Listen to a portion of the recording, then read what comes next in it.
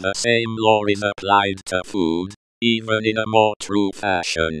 It would still be possible, from a biological viewpoint, to live naked. Some of us are doing it. But is it biologically possible to abstain from taking food? To eat nothing, beyond 2 days, 2 weeks or even 2 months? That's a low prospect. In one way or the other, we must feed up our bodily machine because no other choice is left to us. It is ineluctable, uncontrollable. The digestive function is totally uncontrollable.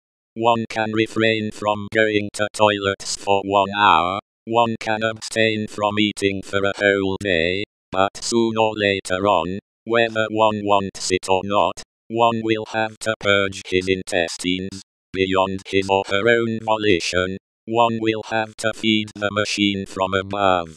This is ineluctable, and this ineluctable character, that is Anatta. If we believe to have chosen McDonald's because it is tastier than Burger King, we are allowed to. If we believe that we have concocted some pizzas because we like pizzas, fair enough.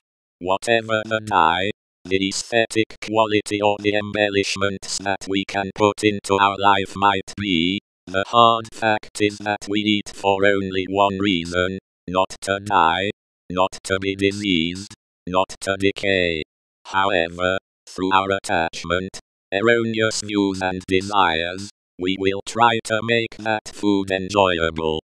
This is inevitable. One must be mad to eat loathsome food. It is perfectly natural to go after tasty and pleasant foods.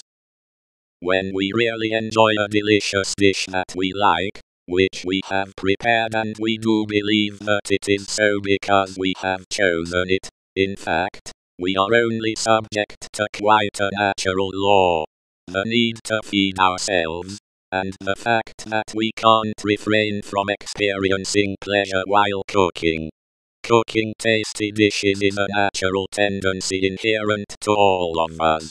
Admittedly, some people are less fond of food than others and more interested by clothes. Everyone has got his own likes. The walking posture. When we walk, some of us do some sport or train themselves in cultivating an athletic pace, but in all cases, we walk because there is no other option left to us except walking. We must walk to go to toilets, to the kitchen, to work too, to pick up mail in the mailbox as well, even if it is done on a short distance. Afterwards, we can put up all the embellishments we want. Dressing in more comfortable shoes, doing gymnastic exercises, wearing clothes more befitting the discipline, no matter what it is. We walk because walking is needed, and this is the reason why, besides, Buddha includes walking among what he calls the 4 bodily postures. This is a bit unusual when we consider that Buddha includes walking, or a trip, as a bodily posture. We could think posture equals motionless. Buddha tells that going on a trip is also a bodily posture. The proof for it lies in the fact that it is impossible to maintain a bodily posture for long. If we walk a long time, there will always occur a moment when we will have to stop or rather change the posture. We will then have to adopt a lying posture. If we remain laid down for long, there will always occur a moment when unbearable pains will manifest.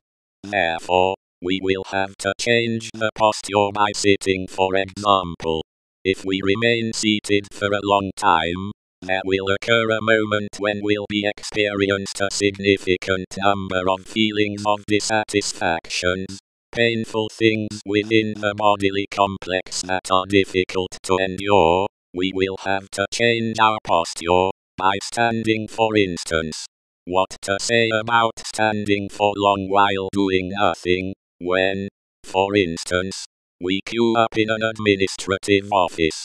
At the worst, Better to edge forward 100 steps than to remain standing motionless. In all this, no one took a decision.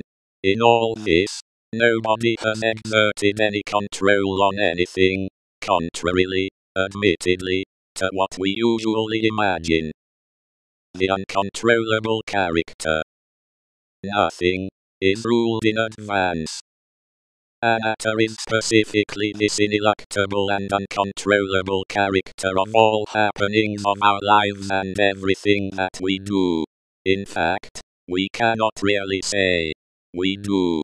It just happens. This is mechanics set in motion that unfolds in elapsing time. But this is a cautious warning.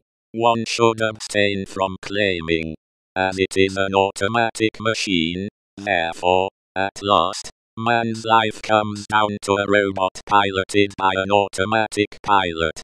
Therefore nothing remains to be done whatsoever. I just have to let myself go, as in all cases, everything is ruled in advance. This is false. Nothing is ruled in advance.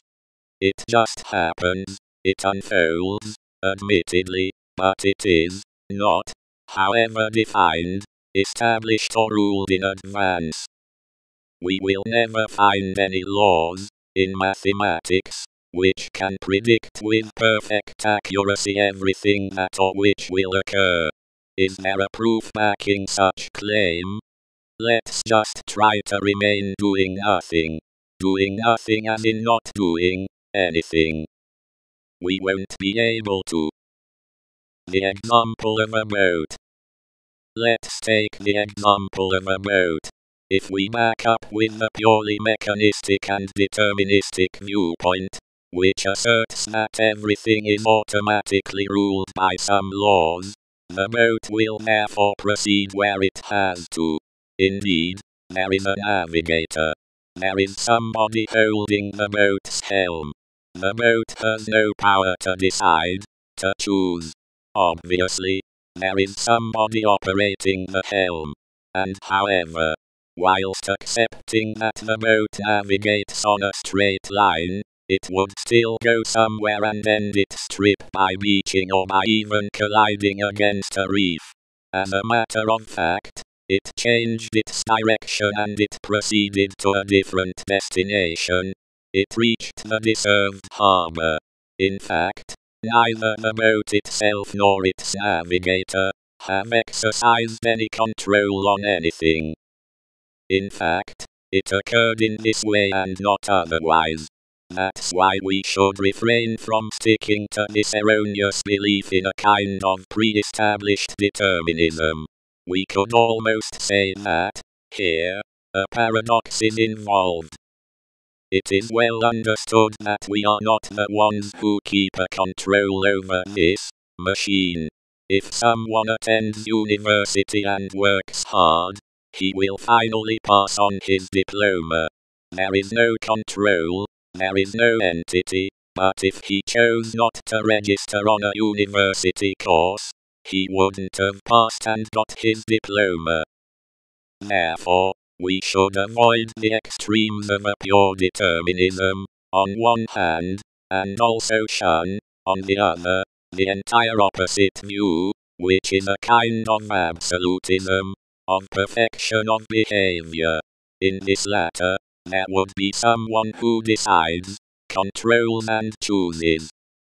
The problem related to spirituality. Here we face a sensitive issue. The problem related to spirituality. In today's world, whether in the East or the West, we can find what is called progress, technologies. We summarize this by the word materialism. And so, some of them come, with their robe, their traditional dresses, their turban, their bells, their trumpet, their crucifix, their candelabra, their candle, their incense sticks, their shaven head, their hat, etc. And they will tell you, material welfare is good, but there is something better, which is spiritual development. How many times didn't we hear? External wealth, That is good, but inner wealth is better. Who is telling us this? Pursuant to what spiritual growth is better than material growth? By virtue of what could spiritual development constitute the only alternative to all sufferings and pains endured in a given material existence? It is interesting to see how the monk Gautama, the awakened one, Buddha, has dealt with this point. He did it in a quite unique manner, which is totally alien to everything that has been taught elsewhere. Buddha tells that all beings, whoever and whatever they are, without exception, conceive Anatta. It is therefore essential to back up with this assertion. He tells all beings, whatever they are, from the moment that, of course, they are conscious, do conceive, comprehend, experience, live and imagine Anatta. There are two ways to deal with this topic. There is the way of nihilists called Anatta, and the way of eternalists called Siddharta. Even if there are these two ways to deal with Anatta, as a matter of fact, all deal with Anatta. The three ways to deal with Anatta. And so, when we talk about transcending the ego, about non-ego or spirituality, whose aim and vocation lies in transcending materialism and egotism, we are still, whether we like it or not, indulging in the erroneous conception of Anatta, in the wrong experience of Anatta. To worldly beings, two ways to deal with Anatta do prevail. The first one lies in dealing with Anatta by means of mental speculations. These latter are expressed in a twofold way, the so-called nihilist conception and the eternalist one. The second one deals with Anatta by means of desire and fixation.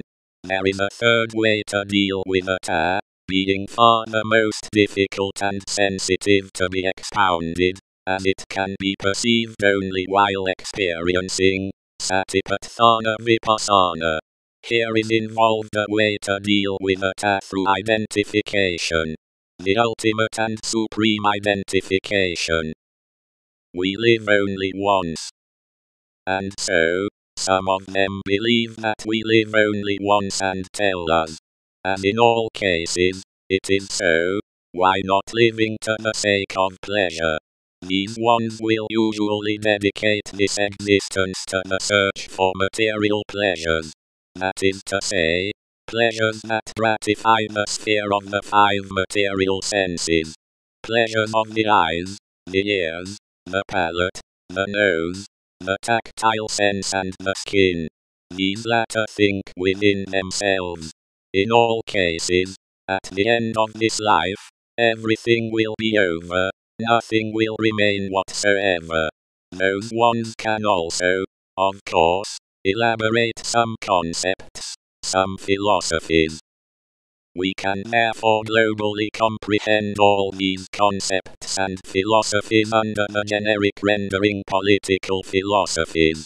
That is to say, a peculiar form of ideation, a certain form of ideology, which asserts that it is possible to experience in today's world, through a socio-political organization, a specific form of happiness and welfare. We do believe that in this world of the living there is something, truly speaking, a spirit, a soul. We believe that things that we experience truly exist, that they are infused with life, that they bear a monolithic character, that they are fixed, immutable, solid, even if we are aware of their limited lifespan.